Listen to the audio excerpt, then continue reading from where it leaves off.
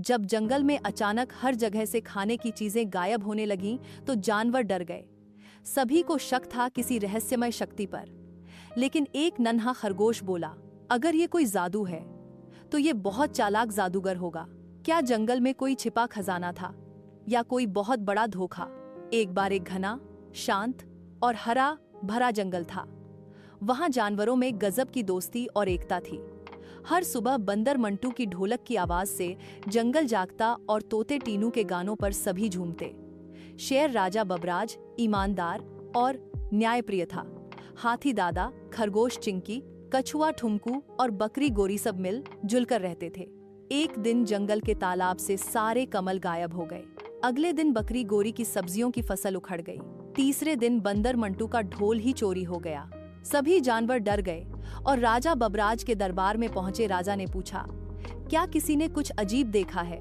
खरगोश चिंकी बोला, हर जगह चोरी रात के समय हो रही है और बिना पैरों के निशान के। अब तो जंगल में डर बैठ गया। राजा ने जंगल के सबसे चालाक जानवर लोमड़ी चालाकी चंद को बुलाया। उसने कहा, मैं ये रहस्य सुलझा सकता हूँ, लेकिन मुझे पूरा जंगल घूमने की छूट चाहिए। राजा ने मान लिया। लोमड़ी ने धीरे धीरे हर इलाके में जाकर सबका सामान जांचने का बहाना बनाया और चोरी को और बढ़ा दिया। असल में वही असली चोर थी। एक रात जब बंदर मंटू ने देखा कि कोई उसकी झोपड़ी में है, वो डर के मारे उल्टा लटक गया। कछुआ ठुमकू ने चोरी रोकने के लिए अपने ऊपर सिक्योरिटी गार्ड का टैग चिपका लिया। खरगोश चिंकी को शक हुआ कि कोई जंगल का जानवर ही ये सब कर रहा है।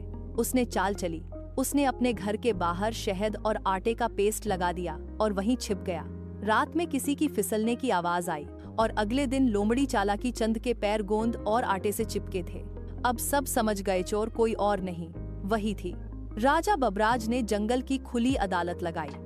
लोमड़ी ने कहा, मैंने ये इसलिए किया क्योंकि मैं सबसे समझदार थी और मुझे लगता था कि मैं राजा बनने लायक हूँ। राजा ने जवाब दिया, राजा बनने के लिए समझदारी नहीं, ईमानदारी चाहिए। उसे सजा नहीं दी गई, लेकिन जंगल छोड़ने को कहा गया। चालाकी से नहीं, ईमानदारी से विश्वास बनता है। हर छोटा भी बड़ा काम कर सकता है, जैसे चिंकी ने किया।